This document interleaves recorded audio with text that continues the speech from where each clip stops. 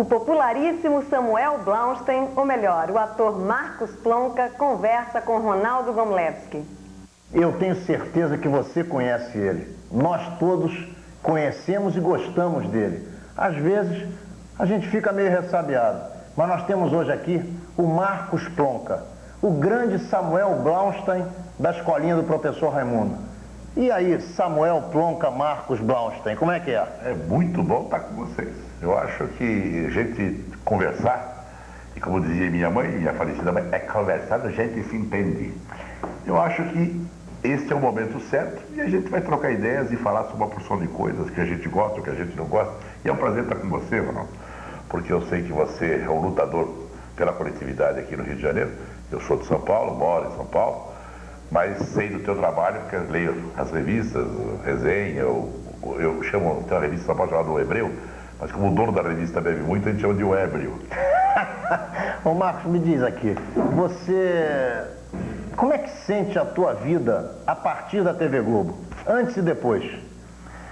Bom, evidentemente minha vida deu uma guinada, Ronaldo. Eu trabalhei durante muitos anos na TV Tupi de São Paulo. Eu fiz muitas novelas, a minha vida inteira foi fazer novelas e uma vez por semana, cada 15 dias, nós tínhamos um programa chamado TV de Comédia. Era uma semana TV de vanguarda, o Teatro Sete, e a outra semana TV de Comédia. E durante a minha vida inteira fui fazer TV de Comédia e fazer novela. Então eu fiz novelas como Nino Italianinho, fiz O Direito de Nascer. O nome do personagem era Dom Mariano Monteiro Navarro e Castelo de la Fuente, esquina com o Barão de Tapetininga. Ou esquina com Nossa Senhora de Copacabana, né? É grande. Então, eu fiz muita novela na minha vida. E quando eu vim para a TV Globo, eu vim para fazer, a TV Tupi fechou em São Paulo, infelizmente, uma casa que a gente chamava muito. E eu vim para fazer na TV Globo o Planeta, convidado pelo Agildo e pelo Jô. E pelo que, aliás, foi um dos melhores programas cômicos da televisão brasileira. Exatamente. Então o Agildo me encontrou em São Paulo e disse, pô, você tem a cara do Planeta, Eu meio ressabiado vim para o Rio, eu não vou sair de São Paulo, minha vida está estabelecida aqui, eu não vou arriscar, porque eu não sou nem mais um garoto para estar arriscando. Minha vida empresarial e minha vida familiar está toda em São Paulo. Aí vim para o Rio, fui fazer o Planeta. E durante 6 meses fiz o Planeta, aí acabou o Planeta. Eu acabei fazendo os programas de domingo, Balança Mais Não Cai, fazendo os Trapalhões. E acabei terminando com o Chico Anísio já há alguns anos atrás, fazendo o programa do Chico Anísio. Depois veio a Escolinha. E a Escolinha era um quadro dentro do programa do Chico Anísio, depois passou a ser um break inteiro, né? Dentro do programa tinha um break inteiro, depois passou a ser um programa, ou seja, a criatura passou por cima do criador, né? Samuel, Marcos, Tanto faz. O teu personagem é bom ou é mau para o judaísmo? Tem gente que tem dúvidas, eu mesmo teria algumas considerações a fazer. Mas você faz um estereótipo judeu, aquele antigo e velhinho judeu que vem de pequenas cidades europeias e que tem aquela dificuldade que todos nós conhecemos com dinheiro.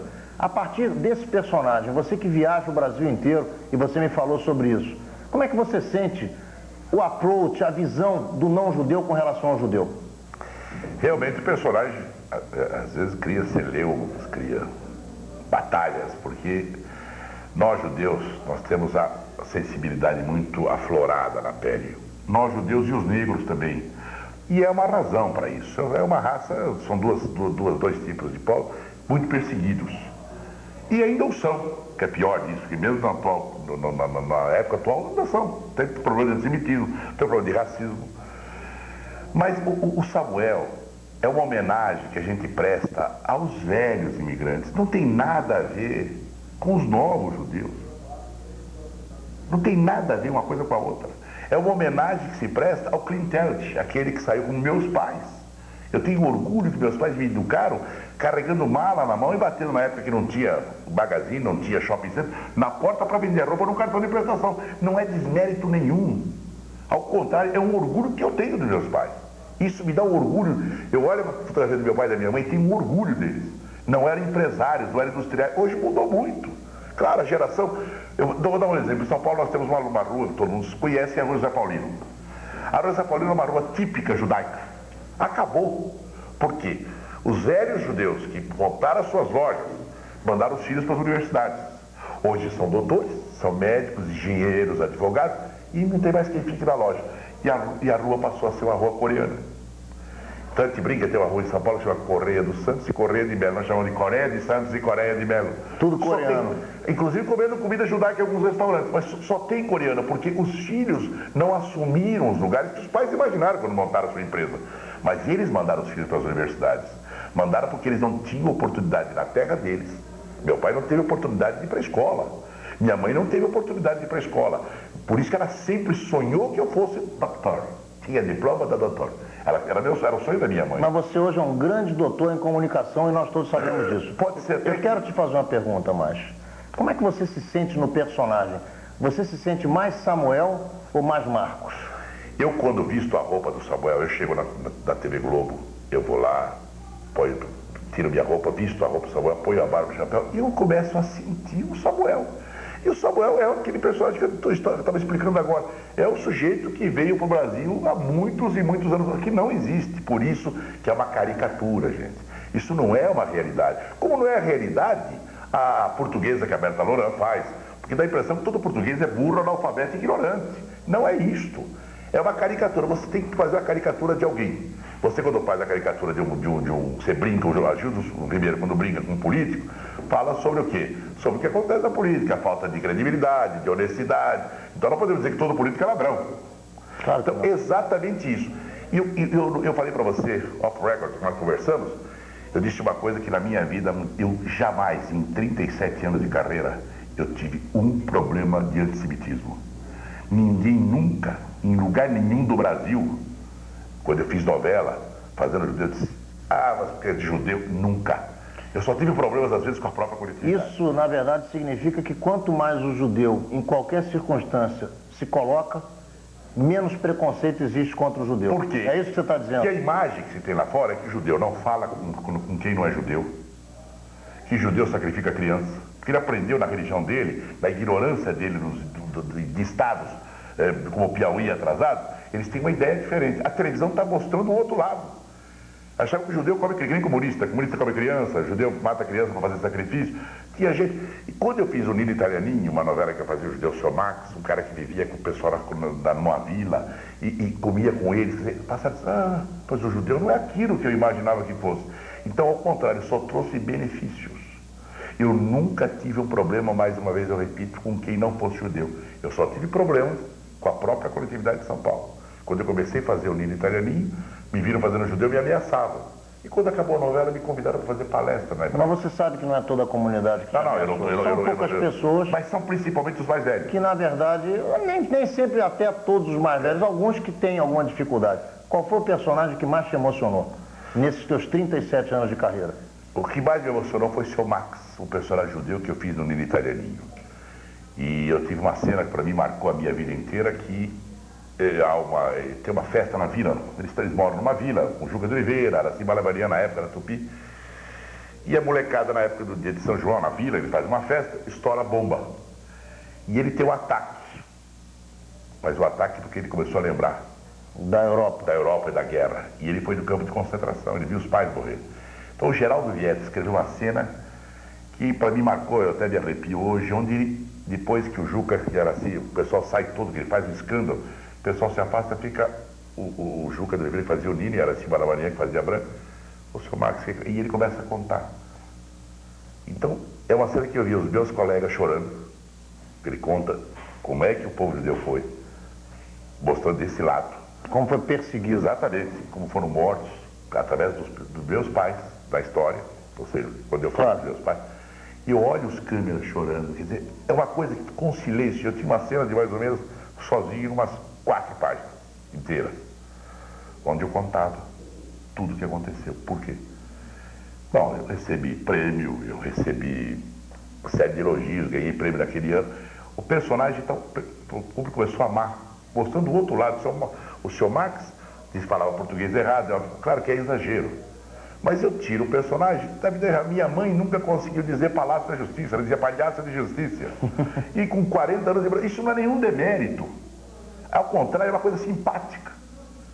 Eu imito, nessa novela eu fiz o tio do Elias Glazer, que é um ator que fez agora Filha de Solteiro, ator, meu amigo, meu irmão. Brilhante, um ator judeu, brilhante. Todos nós sabemos disso. O gordo é incrível. E ele tinha um tio dele chamado Schmidt.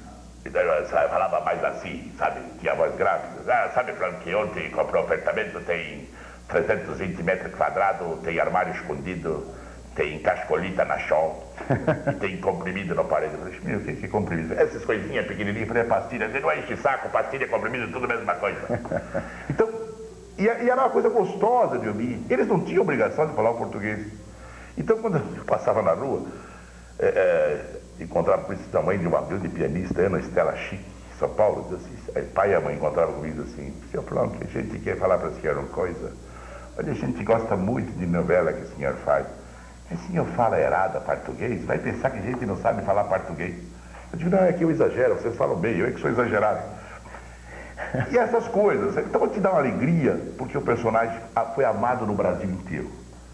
E eu viajei o Brasil inteirinho e fui recebido como o senhor Marcos com o maior carinho e sem, mais uma vez eu repito, sem nenhum momento a palavra judeu no sentido pejorativo foi dita a mim. Qual foi o personagem que você fez única e exclusivamente porque profissionalmente você ia receber para fazer? Existe isso na tua carreira? Não. Existiu isso? Por obrigação? Por obrigação. Alguém que você não queria fazer, mas que tinha que fazer porque foi contratado para fazer. Não, olha, eu tive sorte. Pode até acontecer, você pegar um personagem, isso pode acontecer e nem que às vezes você não pensa que é ruim, quando você vai ver é ruim. Às vezes em novela você pega um personagem que dá a impressão de ser um bom personagem, pois não é. Eu jamais faria um personagem onde eu tivesse que denegrir a minha origem, porque eu jamais neguei que sou judeu. Nunca dei uma entrevista, não, eu sou judeu de origem judaica, sou brasileiro, evidentemente, mas sou, apesar de não professar, porque a minha profissão não permite, infelizmente, eu não posso para a sinagoga sextas-feiras. Mas sua religião é a judaica. Criado em respeito. Então, jamais que denegrisse ou criasse problemas no sentido de... Eu, por exemplo, não sei, eu não faria Jesus Cristo numa peça, se me convidasse para fazer. Não, porque eu... Não, mas ele era judeu igualzinho a você. Mas o Henrique Martins, que é o Hans Schlesinger, o Henrique Martins, uma vez ele na Tupi, ele se negou a fazer. Ele não se sentiu bem fazendo. Ele conversou, o pessoal disse perfeito. Sabe? Eu não sei se amanhã, meu tipo físico não é o próprio. Mas se me convidasse para fazer Hitler, claro que não vão me convidar nunca, porque o tipo físico seria ridículo. Você não iria aceitar? Não aceitaria, não sei porquê, sabe?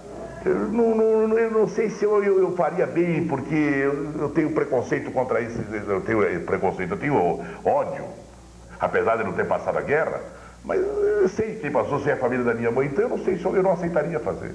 Você teria sido mais feliz em outra profissão? Valeu a pena os teus 37 anos de carreira? Valeu, Ronaldo, valeu porque... Está valendo a pena? Tá, Na realidade você está em pleno funcionamento e com brilhantismo enorme. Valeu, claro que eu disse no começo da entrevista que o sonho da minha mãe era que eu fosse doctor.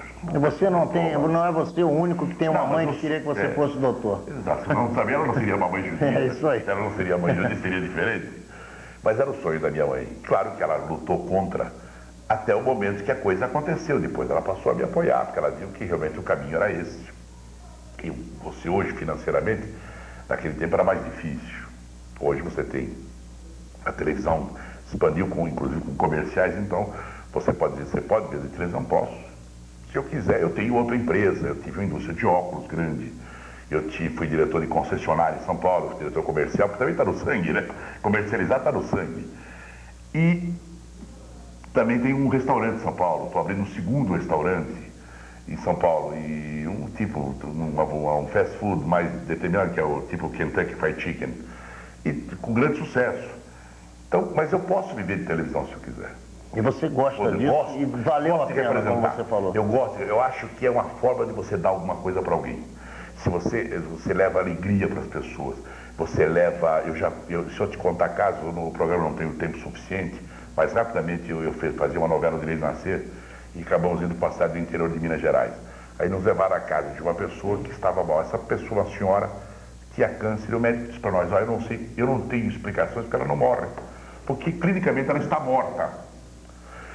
Mas aí ela nos conheceu e ela morreu logo depois que terminou a novela. Quer dizer, ela vivia para ver a novela. Então você tem uma finalidade, você tem uma função na sua vida. Você leva alegria para as pessoas que estão no Agora hospital. você vai aproveitar e vai contar uma piada para a gente. Você leva alegria para o pessoal que está nos hospitais. nos asilos. Eu fiz palestras em São Paulo, no Lábios Velhos, sobre televisão. Então a gente vai. É com prazer realmente. Eu acho que a nossa função é uma função de sacerdócio também.